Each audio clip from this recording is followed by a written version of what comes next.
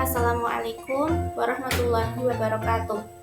Saya Putri Durin Nawanafi dengan NIM akhir 042 akan menjelaskan pengertian kata untuk memenuhi tugas mata kuliah logika yang diampu oleh Pak Muzakir Mukhlisin.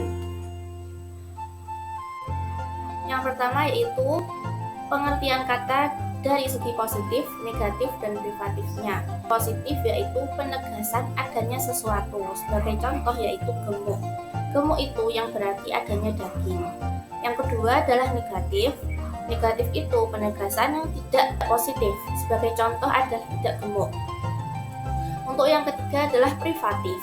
Privatif yaitu penegasan tidak adanya sesuatu.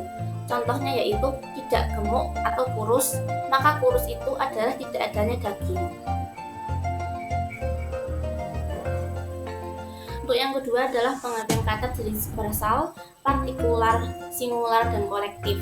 Dari universal sendiri yaitu mengikat semua hal di bawahnya tanpa terkecuali, sebagai contoh yaitu semua manusia yang terdiri dari manusia purba, manusia modern, dan seterusnya.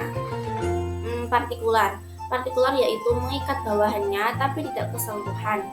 Misalnya sebagian manusia, beberapa manusia. Terus singular yaitu mengikat bawahannya tapi hanya satu. Sebagai contoh yaitu mahasiswa BSA. Yang paling tampan itu bernama Bayu. Terus kolektif yaitu pengertian yang mengikat bawahannya secara keseluruhan dalam satu kesatuan. Sebagai contoh yaitu mahasiswa BSA terkenal rajin dan cerdas.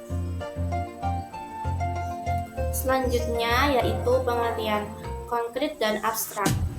Konkret yaitu merujuk pada sesuatu yang eksis atau ada, nyata adanya.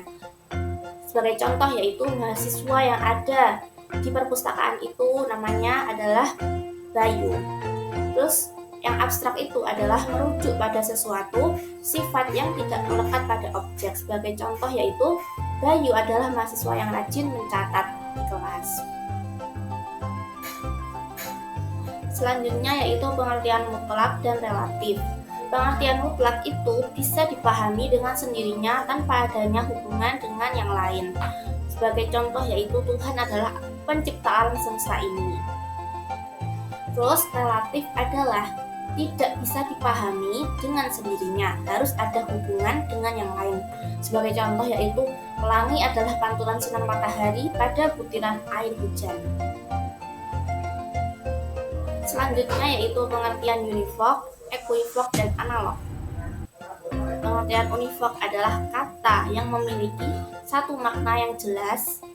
Misalnya, Tuhan adalah pencipta alam semesta ini, maka sudah jelas. Terus yang selanjutnya adalah equivoc, adalah kata yang mempunyai makna lebih dari satu. Misalnya, bank memberikan bunga kepada nasabahnya. Terus analog yaitu penggunaannya yang memiliki makna yang berbeda dari makna asli. Sebagai contoh, misalnya hari ini ada debat untuk merebutkan kursi gubernur di Jakarta atau merebutkan jabatan atas jabatan gubernur itu. Sekian dari saya, mohon maaf bila ada banyak kesalahan. Terima kasih. Wassalamualaikum warahmatullahi wabarakatuh.